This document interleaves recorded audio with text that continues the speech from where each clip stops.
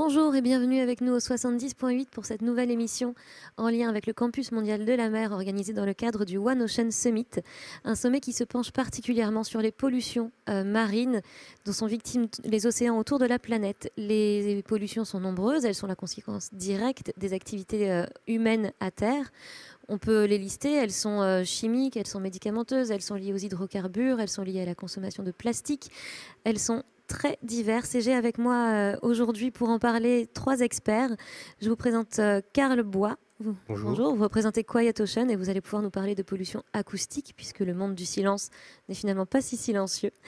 J'ai à côté de vous Stéphane Lefloc, chef du service recherche du CEDRE. Bonjour. Bonjour. Vous allez pouvoir nous parler notamment des pollutions hydrocarbures qui ont fait la une des journaux télévisés dans les années 70-80 et malheureusement qui existent toujours aujourd'hui. Et enfin, vous êtes le représentant de l'IRD, Christophe Maes, chercheur. Bonjour. Bonjour à tous. Bonjour. Vous allez nous parler des pollutions plastiques dont il est beaucoup question lors de ce sommet. Nous devions avoir avec nous Ika Paul-Pont, qui est elle aussi chercheuse au CNRS, qui devait nous parler des microplastiques qui ont un effet radeau, qui peuvent transporter des micro-organismes tout autour des océans, qui sont aussi ingérés par des espèces marines. Malheureusement, elle ne peut pas être parmi nous, mais je pense que Christophe Maes, vous pourrez porter sa voix ici avec nous. Merci beaucoup à tous les trois. On va pouvoir commencer avec vous, Stéphane Lefloc, puisque le CEDRE que vous représentez est né à la suite d'une catastrophe pétrolière tristement célèbre, l'Amoco Cadiz en 1978. Est-ce que vous pouvez nous rappeler cette histoire, cette genèse, et puis comment est-ce qu'aujourd'hui, 40 ans après, on est toujours actif dans cette recherche sur les pollutions d'hydrocarbures ? Oui, je peux rappeler brièvement la création du CEDRE. En fait, la pollution est majeure. On a une plage complètement pétrolée d'ici jusque dans les Côtes d'Armor, voire un peu plus loin. On a besoin de personnes pour nettoyer ces plages, ramasser le pétrole. Il faut arriver à coordonner tout ça. Il faut imaginer des techniques et des solutions. Et à ce moment-là, l'État va mettre ensemble dans une même pièce des individus de différents instituts. Alors, il y avait le Nexo qui était, qui est devenu après l'Ifremer qui était présent, plus l'équipement, enfin il y avait différentes personnes. Ils ont bien travaillé pendant un certain nombre d'années, 2 à 3 ans. Et suite à ce travail, il a été clairement dit que le résultat était vraiment bénéfique, important, qu'ils avaient bien construit ce domaine de la lutte anti-pollution et que du coup, ils ont pérennisé le CEDRE, d'autant plus que des accidents pétroliers ont suivi juste derrière, quoi. Et c'est un événement qui a marqué toute la société civile. Vous me disiez tout à l'heure, Christophe Maes, que vous vous en souveniez, vous aviez 10 ans et pourtant vous avez des souvenirs très très clairs de cette catastrophe pétrolière. Oui, tout à fait. Les images qu'on voyait au journal télévisé, mon papa regardait assidûment le journal télévisé de ces oiseaux levés par les gens et complètement pétrolés, étaient vraiment, sûrement, ont dû marquer et peut-être ont influencé le choix de ma carrière scientifique après pour l'étude des océans. D'autant que les catastrophes ont continué, il y a eu l'Erika par la suite, il y en a eu plusieurs. Et aujourd'hui au CEDRE, vous avez une collection de différentes boulettes de fioul pour suivre et réussir à savoir quelle pollution vient de quel pétrolier. Vous avez aussi des systèmes avec des bacs à bulles pour voir comment est-ce que les hydrocarbures réagissent au contact de l'eau salée. Enfin, vous avez développé en 40 ans toute une connaissance autour de ces hydrocarbures. Qu'est-ce qu'on apprend au fur et à mesure du temps sur son comportement ? Alors c'est vrai que le CEDRE est un petit peu atypique. Je pense que nous sommes les seuls au monde à travailler sur cette thématique, à regrouper plein d'expertises. Dans les autres pays, il y a un peu de ceci, un peu de cela. Nous, au CEDRE, on a décidé de couvrir toute la lutte anti-pollution.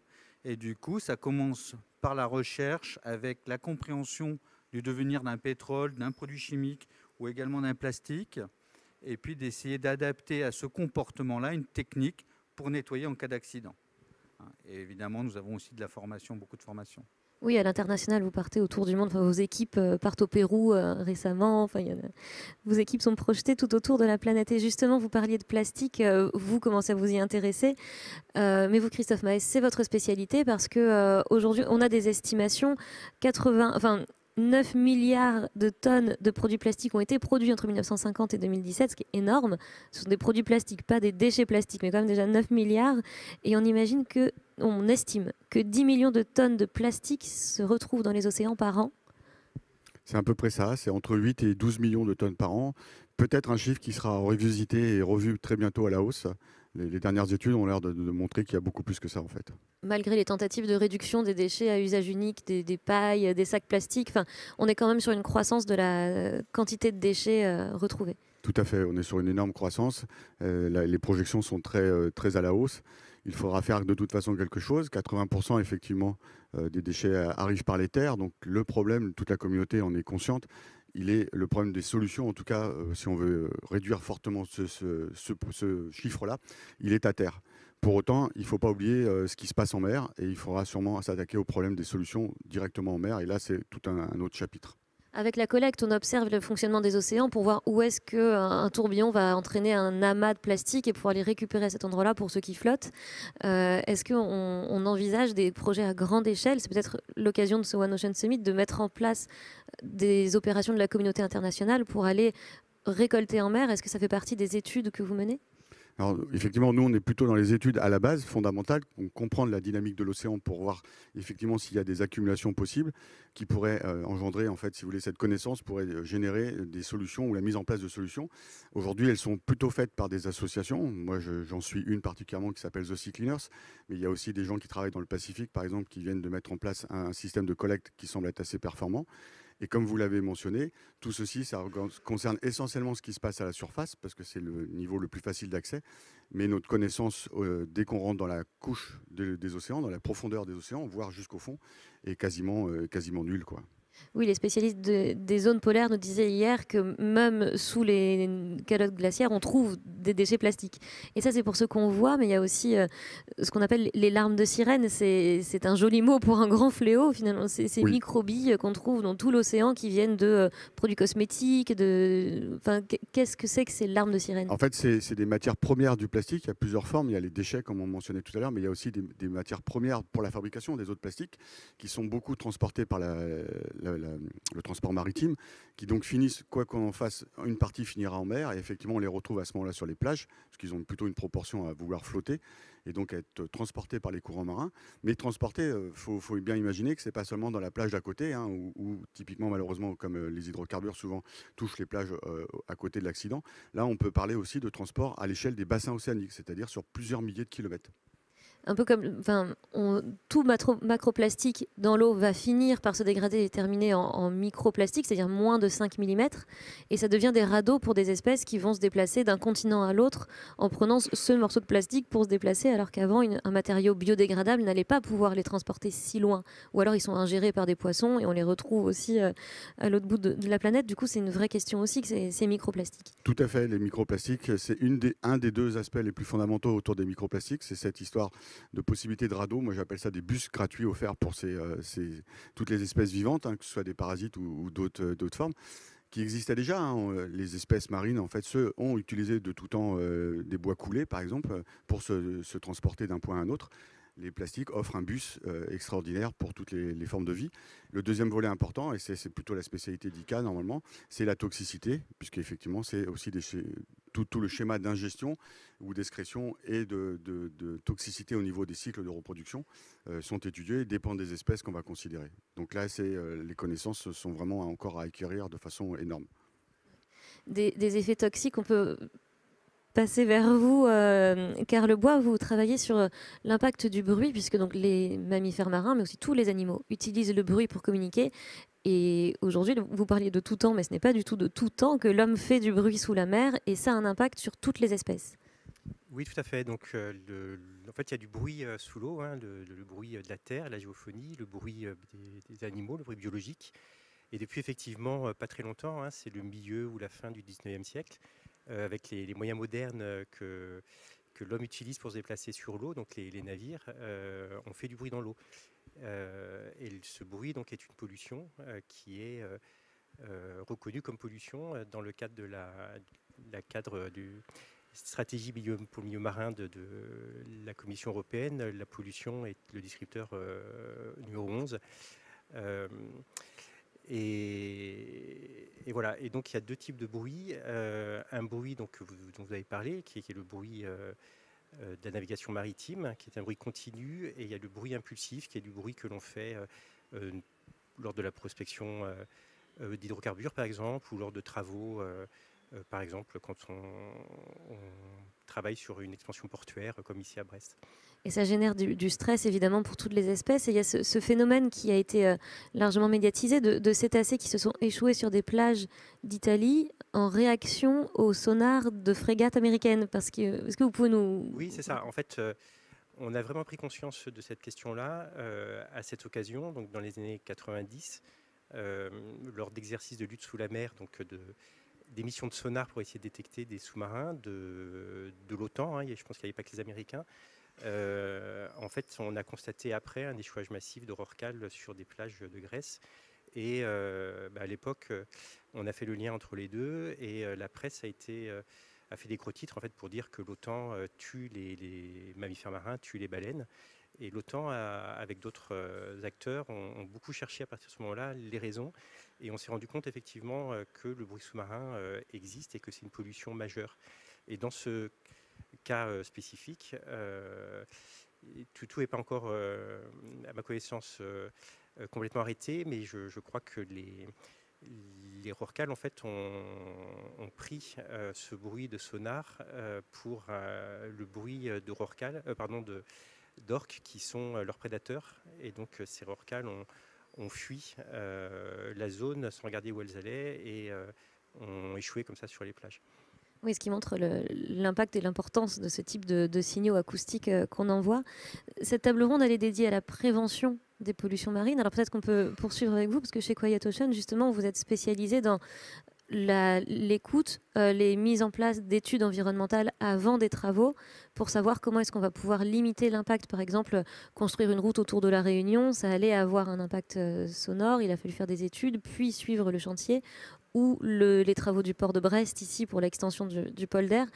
Comment est-ce que vous faites pour mesurer le bruit, l'anticiper et ensuite limiter l'impact que ça aura?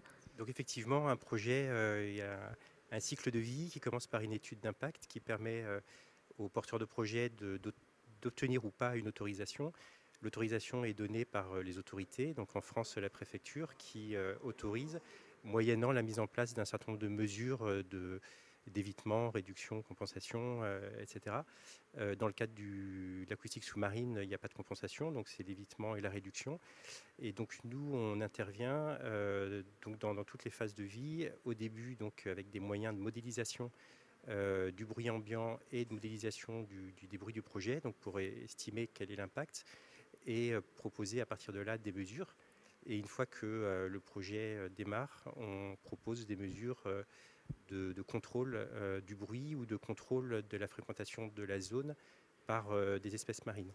Donc l'un permet en fait de vérifier qu'on ne dépasse pas des limites sonores, par exemple. L'autre permet d'éviter le risque parce que en écoutant, si on n'entend pas en fait qu'il y a un certain nombre d'espèces, par exemple des mammifères marins, ça permet de dire que si on fait du bruit, il n'y aura pas d'impact sur ces individus qui ne sont pas là. Et donc on donne le feu vert à l'opérateur pour qu'il puisse faire du bruit.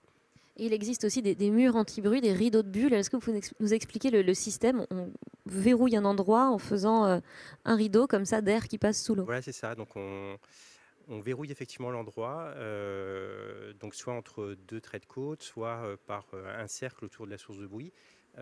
Souvent, c'est même plusieurs cercles. On connaît des doubles ou des triples rideaux de bulles.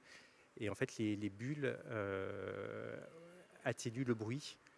Donc ça amortit les ondes acoustiques et le bruit est réduit derrière. Et c'est très très utilisé sur les parcs éoliens en mer lors de l'installation de fondations et maintenant de plus en plus aussi dans les projets côtiers d'expansion portuaire. Et du côté du Cèdre, pour limiter les pollutions par hydrocarbures, parce qu'on voit qu'il y a un peu moins de grandes catastrophes, c'est le fruit des dispositifs de séparation de trafic. Comment est-ce qu'on fait pour limiter le risque? Alors pour limiter le risque des accidents maritimes, je pense qu'il y a des instances qui vont édicter des lois, des règles. On pense à la catastrophe, évidemment. En fait, le début de l'histoire, c'est le Titanic qui coule. Et à partir de là, se met en place une réglementation sur le transport maritime, maintenant qui est très codifiée, parce qu'il y a le sauvetage de la vie, mais il y a aussi la responsabilité du transport des conteneurs, enfin des boîtes par conteneur. On a la responsabilité du vrac liquide, du vrac solide, il y a différentes réglementations. Et j'ai tendance à dire qu'à chaque fois qu'il y a un accident, on avance un petit peu afin de protéger l'environnement. Il y a eu l'histoire des ports-refuges qui sont arrivés après l'accident de l'Erika, ces questions qui visent à protéger la vie et l'environnement. Donc c'est l'évolution. Et avec un travail que vous menez main dans la main, avec aussi l'action de l'État en mer, les préfectures, les CEPOL, donc les centres de lutte contre les pollutions, qui développent des grandes bouées qui vont essayer de circonscrire une pollution dans un lieu précis. Enfin, ça fait aussi partie des avancées, c'est de savoir comment est-ce qu'on va limiter la propagation d'une pollution. Alors oui, absolument. C'est sûr que le cèdre tout seul ne ferait pas grand-chose. Et tout ce qui est la lutte en mer, c'est de la responsabilité de la Marine nationale. Et donc on travaille main dans la main avec eux, et notamment notre contact au sein du CEPOL, qui est leur cellule spécialisée pour tout ce qui est récupération en mer ou technique d'intervention en mer.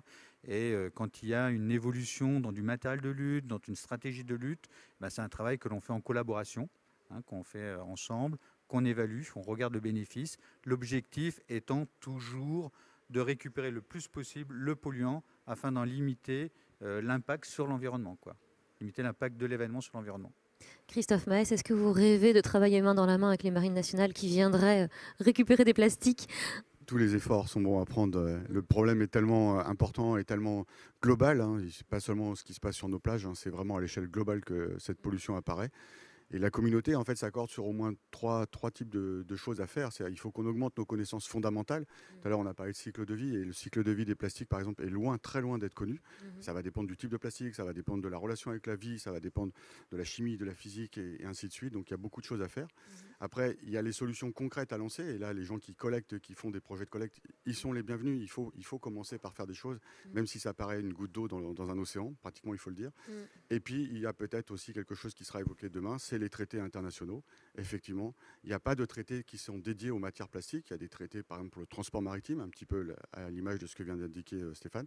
Mais il n'y a pas de traité global sur le plastique. Reconnaître ne serait-ce que les déchets plastiques comme des matières toxiques, en tout cas au niveau des océans, serait une très grande avancée. Oui, et votre collègue Ika parlait de cette image de l'inondation en disant si votre maison est inondée, vous allez commencer par fermer le robinet avant de sortir la serpillière. Et donc peut-être que commencer par limiter la production de plastique serait la première chose à faire avant de nettoyer l'océan. Oui, tout à fait. C'est de toute façon, le problème il est d'origine humaine, la solution sera d'origine humaine. Il faudra commencer par réduire nos habitudes, nos consommations et toutes sortes de choses. Mais il faut effectivement quand même, en parallèle de ça, commencer à nettoyer ce qui se passe dans les océans. Et là franchement, je suis pour cette action. Et travailler ensemble justement en collaboration, et c'est ce que peut permettre, espérons-le, ce type de sommet comme le One Ocean Summit. Est-ce que vous avez des attentes particulières? Peut-être je vais reprendre par ici Karl Bois. Qu'est-ce que vous attendez de ce One Ocean Summit, que ce soit sur la reconnaissance de la pollution acoustique, une meilleure connaissance, des meilleures mesures, une meilleure reconnaissance de cette thématique-là? Quelles sont vos attentes? Qu'est-ce que vous aimeriez entendre demain? En fait, on voit dans nos domaines, et je pense dans tous les domaines, qu'il y a une conscience de plus en plus vive de toutes ces questions-là, des pollutions, de la nécessité de protéger l'environnement et les espèces. Et donc, ce que l'on attend, c'est un bond en avant. Mais on voit en fait que c'est le cas. Tous les acteurs s'y mettent. Vous parliez, si j'ai 2 secondes, de dispositifs de séparation de trafic. C'est aussi quelque chose qui est une solution pour le bruit sous-marin, puisque on travaille dans des projets internationaux, ou par exemple dans l'océan Indien, sur un routage des bateaux de façon à faire moins de bruit et à moins polluer par l'acoustique les zones. On voit aussi, vous parliez de marine nationale, on travaille avec la préfecture maritime de Méditerranée pour des systèmes qui permettent d'écouter les zones, vérifier qu'il n'y a pas de mammifères marins avant les opérations de pétardement. Donc on voit que tous les acteurs s'y mettent et c'est formidable. Et je pense que le fait qu'il y ait un premier sommet comme celui-ci, c'est la traduction qu'il y a une vraie prise de conscience au niveau international. On parle de dispositifs de séparation du trafic. Pour les personnes qui ne connaissent pas, derrière vous, il y a une carte de la Bretagne. Et par exemple, au large de Ouessant, on a ce dispositif de séparation du trafic où les navires ont comme une autoroute où certains vont naviguer à droite, d'autres naviguer à gauche. Et ça évite au maximum l'erreur humaine et la collision. Et c'est surveillé par les crosses. Et du coup, ça permet d'éviter tout ça. Et vous parliez de solutions et de tout le monde s'y met. Et peut-être qu'aussi toutes les thématiques vont aller ensemble. On parlera un peu plus tard d'un transport décarboné, aussi revenir à une propulsion vélique, c'est peut-être aussi une propulsion qui fait moins de bruit. Enfin, peut-être que tous les problèmes vont aussi converger et se régler ensemble. On essaie aussi d'aller vers naviguer moins vite pour consommer moins. Peut-être que quand on navigue moins vite, on navigue de façon moins bruyante et que ça peut aussi avoir un impact. Enfin, cette sobriété globale va aussi aider. La solution sera forcément conjointe, quoi. Absolument. Et de votre côté, qu'attendez-vous au CEDRE? Alors, au CEDRE, je ne sais pas. Mais vous, ici, sur cette chaise. Alors moi, ce que je trouve super avec One Ocean Summit, c'est qu'en fait, l'être humain est en train d'envahir la mer. Hein. Plus ça va, plus on est présent. Alors soit volontairement parce qu'on va explorer quelque chose, ou soit involontairement avec nos déchets. Donc on est de plus en plus présent sur la mer. On s'aperçoit qu'on a un impact sur cette mer, que cet impact n'est pas très positif, et qu'enfin on décide de mettre tout le monde ensemble à réfléchir sur ce problème-là et à dire peut-être qu'il faudrait qu'on fasse un peu mieux ça ou un peu moins de ça. Je trouve ça déjà un effort super. Et je suis très content que la France ait ce premier One Ocean Summit. Voilà. Et oui, vous parliez de votre voisin qui travaille sur les plastiques. On n'a pas beaucoup évoqué le fait que le CEDRE, donc, qui est né des pollutions hydrocarbures, s'intéresse aussi aux déchets plastiques. Et notamment, au départ, vous parliez de déchets de haute plage. Vous n'alliez pas chercher la distinction entre c'est du métal, c'est du plastique. Mais aujourd'hui, vous avez aussi des programmes de recherche sur les pollutions plastiques. Alors oui, c'est vrai. En fait, le plastique au CEDRE est connu depuis déjà très longtemps parce que quand un pétrole arrive sur une plage, il va commencer par contaminer ce qui est présent sur cette plage. Et quand on ramasse le pétrole, on se retrouve à ramasser la chose contaminée aussi. Et du coup, ça multiplie le volume à traiter comme déchets. Donc très rapidement, dans la problématique du nettoyage de plage, est arrivé comment limiter ces volumes de déchets, comment faire pour ramasser ces plastiques avant. Donc on avait déjà des personnes qui travaillaient sur ce sujet depuis quelques années et depuis, donc c'est assez récent, là on est devenu l'interlocuteur du ministère de l'Environnement, point de surveillance, réseau national pour l'observation des plastiques, mais pas que sur les plages, aussi en rivière, au niveau national et également au niveau européen. Mais là on fait de l'observation essentiellement. Oui, cette question pose aussi la question du tri et de comment est-ce qu'on va réussir à séparer un déchet par rapport à un autre. Et je pense que pour les déchets plastiques, c'est essentiel. Enfin, on sait que la part de plastique qui est recyclée est finalement infime. Est-ce qu'il n'y aurait pas quelque chose à faire aussi à l'échelle internationale, de se dire maintenant chaque pays prend en charge ses déchets et les recycle vraiment et ne les rejette pas en mer? Alors peut-être avant le niveau international, il y aura le niveau national, et c'est vrai qu'il y a beaucoup d'efforts dans plein de pays. Moi, il y a 2 ans, j'ai eu la chance de passer en Indonésie pour travailler sur un projet, et donc l'Indonésie avait été déclarée le deuxième pollueur, le pays le plus pollueur des déchets qui ne sont pas effectivement traités. Et 2 ans après, voir que certaines rivières, suite à des actions locales, ont pu être complètement nettoyées, c'est très gratifiant. Donc il y a vraiment beaucoup à faire en incluant toutes sortes de communautés. Et j'en profite peut-être pour indiquer, par exemple, les gens effectivement qui collectent les observations sur les plages. Mais à titre personnel presque, hein, c'est tout à fait intéressant. Ça permet d'avoir le début de base de données où effectivement maintenant on ne ramasse plus de façon aveugle parce qu'on a besoin d'avoir des connaissances fondamentales sur qu'est-ce qui arrive sur nos plages, et on peut remonter la dynamique avec par exemple les modèles d'océan, ça c'est typiquement ce que je fais. Mais on peut aussi mettre en place des services de recyclage, de retraitement et éventuellement de valorisation de ces déchets. Et ça, c'est typiquement des choses qui sont faites autour des banques de plastique, et notamment en Indonésie, qui semblent être bien marchées, puisque ça permet d'impliquer les communautés de villageois qui sont touchés par ce fléau. Oui, cette question d'économie circulaire qui, pour les déchets plastiques, est très présente. On sait que les coques de bateaux en composite ne peuvent pas être recyclées tellement ce composite est intégré. Et du coup, on peut en faire... Il y a des entreprises qui font du nouvel habitat, qui font des jeux pour enfants. Enfin, il y a aussi cette question de réfléchir et de trouver des solutions de recyclage autres, quoi, d'autres techniques. Tout à fait, c'est bien l'idée. Sans oublier qu'il faudra quand même penser avant tout à réduire notre production et notre consommation. Oui. Et aussi là-dessus, les mégots, par exemple, qui sont les premiers déchets, je crois qu'on trouve dans les océans. Enfin, arrêtez-moi si ce n'est pas le cas, mais c'est en tout cas dans le top 5, Oui, les mégots y sont. Et on peut aussi faire des matériaux urbains ou autres. Donc il y a des collecteurs de mégots. Enfin, ça fait partie des solutions petites, mais qui vont quand même participer dans cette goutte d'eau. Une goutte d'eau, mais qui n'est pas négligeable, parce que voilà, les études ont montré qu'un mégot pouvait contaminer jusqu'à 500 litres d'eau avec tous les produits chimiques qui sont inclus dedans. Donc effectivement, il suffit de multiplier par des milliards de milliards. Hein. Là, on est vraiment dans des chiffres astronomiques, les mégots qui sont rejetés en mer. Et donc on voit que malgré tout, le volume des océans, c'est un petit peu comme l'ensemble de la planète. L'humain s'aperçoit qu'en fait tout est fini, et le volume de l'océan, il est aussi fini. Et à un moment donné, effectivement, il faut arrêter de mettre des produits dedans, quoi. Pollution chimique, c'est un autre des axes du CEDRE dont on n'a pas parlé. On a parlé hydrocarbures, on a parlé plastique, mais peu des pollutions chimiques. Quelles sont les recherches sur lesquelles vous travaillez en ce moment sur les pollutions chimiques qui arrivent dans les eaux douces et qui peuvent finir dans les océans?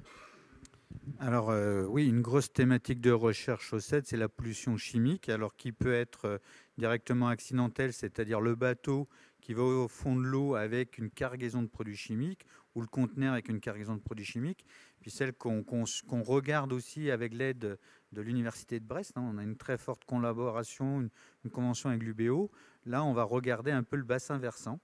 Et le bassin versant, qu'est-ce qui relargue dans la rivière, de la rivière à l'estuaire. Et là, on a un programme effectivement de recherche avec une doctorante qui a d'ailleurs suivi aussi l'impact de l'accident de Lubrizol sur la rivière la Seine. Et là, on est en train de regarder dans les animaux l'impact du produit chimique. Qu'est-ce que ça a comme conséquence? Donc en Bretagne, on est sur les estuaires bretons et les bassins versants. Et aussi dans un cadre accidentel, on regarde ça, oui. Et au niveau des pollutions acoustiques, peut-être qu'on peut revenir aussi sur ces travaux. Vous parliez des EMR, c'est aussi une solution pour la transition énergétique, mais aussi le moment des travaux est un moment clé où il ne faut pas... Enfin, il y a le champ de Saint-Brieuc où on sait qu'il y a du battage, ils sont dans des roches particulièrement dures. Comment est-ce qu'on intervient sur ces lieux-là pour éviter justement l'impact que ça aura sur toutes les espèces, vous le disiez, du coquillage, du cétacé, du poisson? Alors pour Saint-Brieuc, je ne peux pas trop en parler parce qu'on n'intervient pas pile sur les travaux de forage. Mais d'une façon générale, la solution qui est utilisée le plus dans les pays du Nord, qui ont beaucoup d'avance sur nous dans la construction des parcs éoliens en mer, c'est le rideau de bulles. Voilà.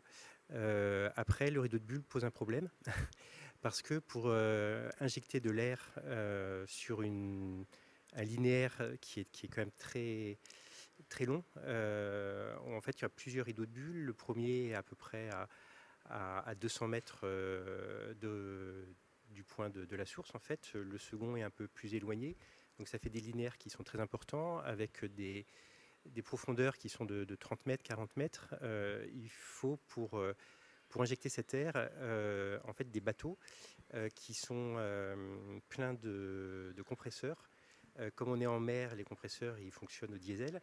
Et en fait, on avait calculé que ça pollue l'atmosphère autant qu'une ville ou un village de 700 habitants. Ce qui pose problème, polluer l'atmosphère pour résoudre une autre pollution n'est pas forcément une bonne solution. Et donc maintenant, il y a d'autres systèmes qui voient le jour de rideaux de bulles, mais intégrés, pour lesquels il n'y a pas de besoin d'injecter en permanence de l'air, notamment Naval Group, et ils ont une spin-off qui s'appelle Greenov, qui a développé un rideau d'air comme ça qui est très prometteur. Oui, aucune solution n'est neutre, aucune activité anthropique ne sera neutre pour les océans. Je pense que c'est le constat sur lequel il faut s'arrêter. Et du coup, aller vers une sobriété sera la meilleure solution pour lutter contre ces pollutions marines. Merci beaucoup d'avoir été avec nous tous les trois. On va espérer que des traités sortent, notamment sur les pollutions plastiques, pour trouver des solutions comme on a pu en trouver sur les hydrocarbures et avancer sur les solutions, évidemment, pour l'acoustique, des solutions les plus neutres possibles pour l'environnement. Merci beaucoup à tous les trois. C'était un bon sommet et en espérant que vendredi, ils sortent des mesures concrètes. Merci beaucoup. Merci à tous les trois.